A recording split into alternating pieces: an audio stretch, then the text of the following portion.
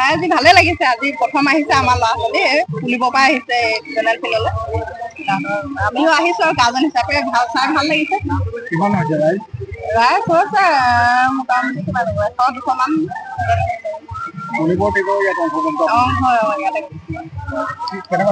ভাল লাগিছে। এইবাৰ প্ৰথম আনিছে আমাৰ ল'ৰা ছোৱালী। কি ক'ব আজি যিহেতু বাস্কেটবলৰ আজি যি খেলা হৈছে? এই প্ৰথমবাৰলৈ পুলিবৰ ক্ৰীড়া কেন্দ্ৰৰ পৰা আমাৰ 14 বছৰ অনুৰ্ধ ল'ৰা আৰু ছোৱালী খেলিব আহিছে আৰু গোলাঘাট জিলা ক্ৰীড়া সন্থাই লগত আমাৰ যিখিনি আমাৰে ষ্টুডেণ্ট চিনিয়ৰ ল'ৰা ছোৱালীখিনিয়ে পাতিছে তেওঁলোকক শুভেচ্ছা জনালোঁ যে খেলৰ পৰিৱেশ এটা দিয়াৰ বাবে।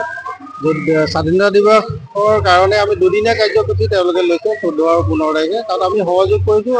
মোৰ পুলিবৰ ক্ৰীড়া কেন্দ্ৰৰ পৰা 14 বছৰ অনুৰ্ধ দুটিকৈ ল'ৰা দল আহিছে আৰু অহাকালিলৈ 19 বছৰ অনুৰ্ধ আৰু অপেনৰো খেলিব আমাৰ পুলিবৰ পৰা।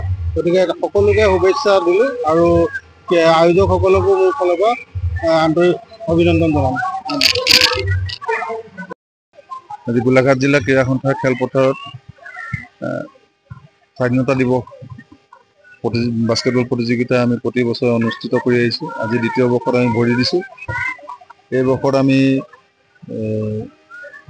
আমি আৰু এটা দল আমি পুনৰ লগ পাইছোঁ।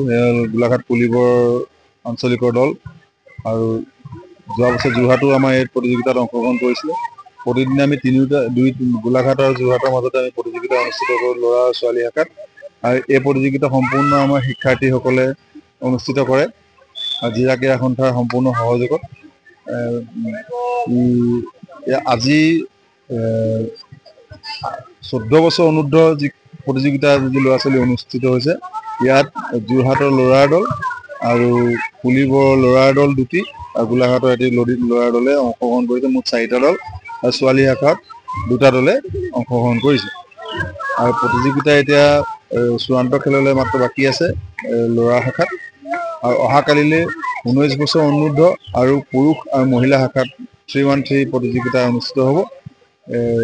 বতৰ বিঘিনি কৰিছিলে যদিও আমাক সকলোৰে আশীৰ্বাদত আজি সুন্দৰ ফৰকাল বতৰ হ'ল। আমি অনাগত দিনত আৰু ভালকৈ প্ৰতিযোগিতা অনুষ্ঠিত কৰিব পাৰিম বুলি ভাবিছোঁ। আমি যিহেতু দেশৰ স্বাধীনতা দিৱসত আপোনালোকৰ টিমে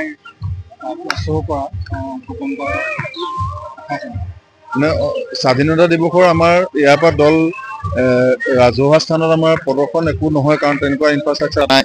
গতিকে আমি স্বাধীনতা দিৱসৰ লগত সংগতি ৰাখি এই প্ৰতিযোগিতা অনুষ্ঠিত কৰিছোঁ। গতিকে আমি অহাকালিলৈ আকৌ পুনৰ 2টা বজাৰ পৰা আমাৰ সন্ধ্যা 6 বজালৈকে আমাৰ প্ৰতিযোগিতা অনুষ্ঠিত হ'ব 4 ঘণ্টীয়া।